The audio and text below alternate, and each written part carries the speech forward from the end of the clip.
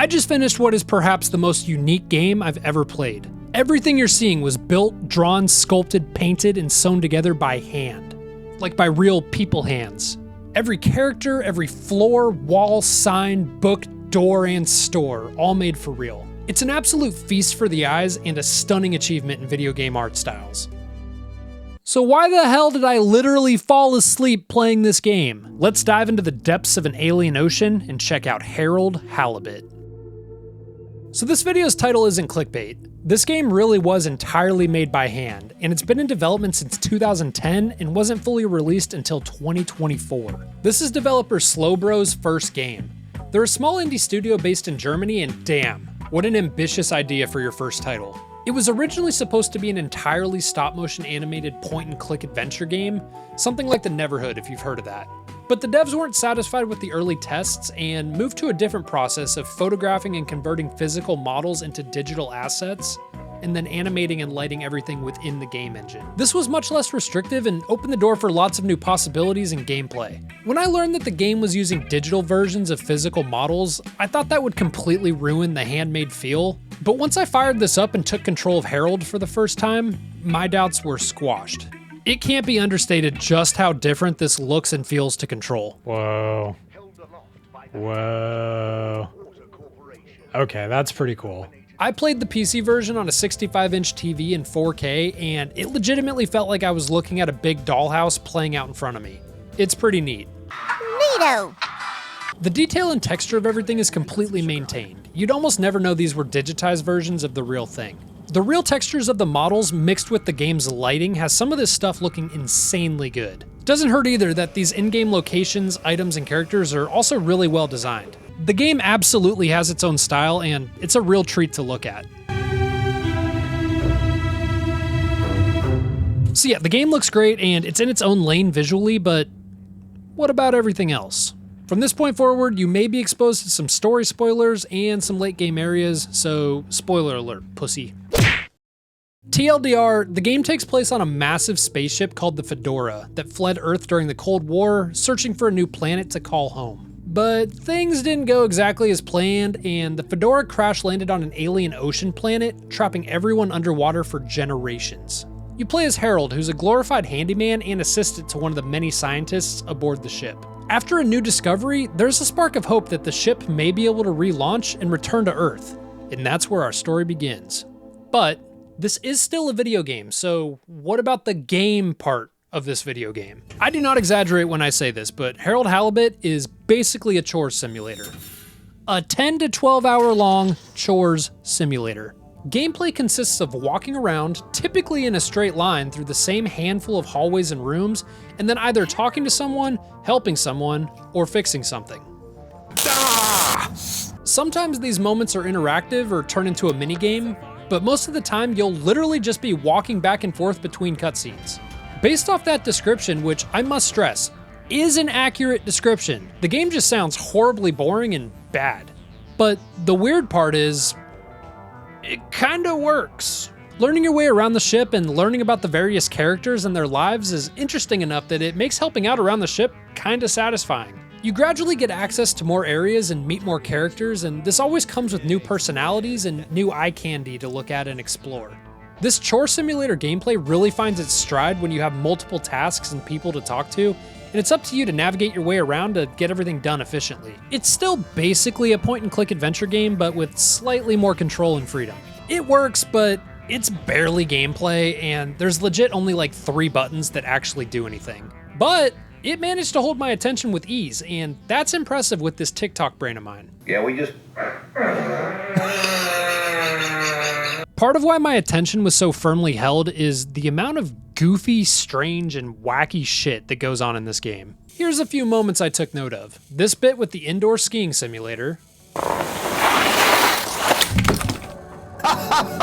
This random musical number Harold bursts into while cleaning. There must be more to life. Harold using an unconscious fish creature as a therapist. Do I miss her? No, not really, but you know, we had some good times. The 80s style workout video at a funeral.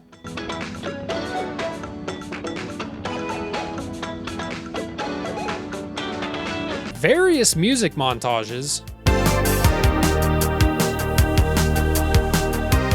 and old boy Harold sits when he pees.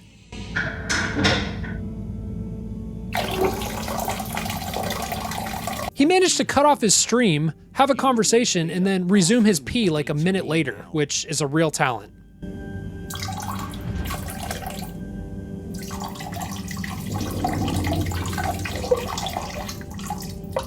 And then there's Chris, the ship's school teacher.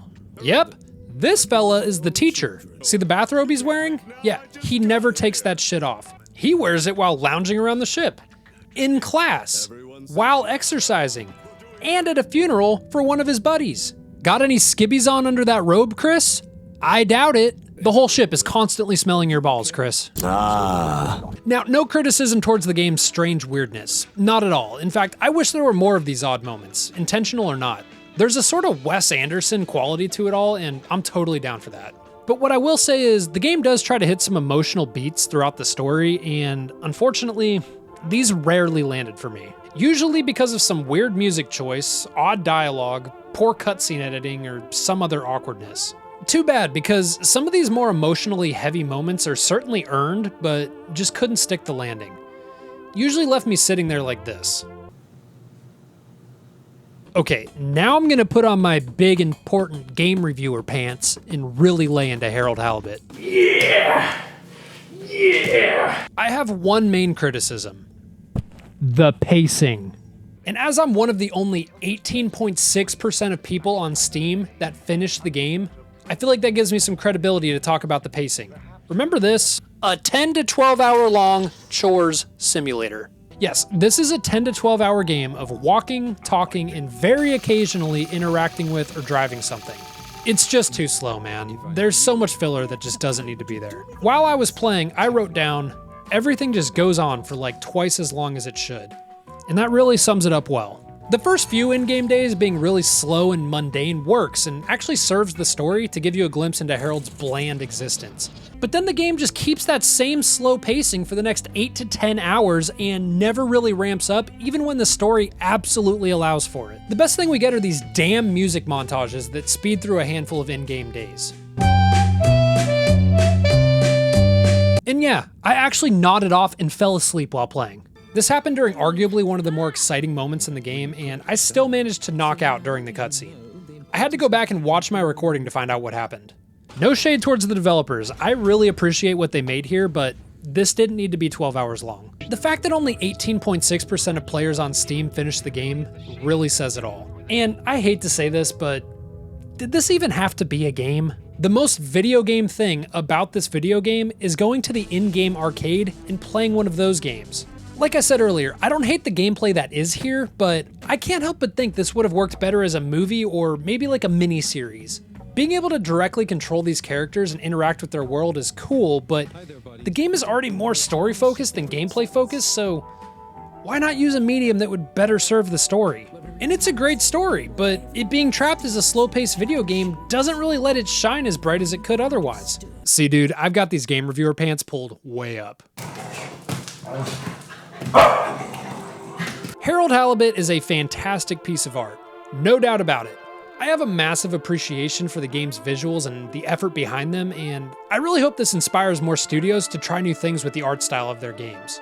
Unfortunately, I think the look of the game is the best thing going for it by a wide margin, and it does kind of carry the whole experience.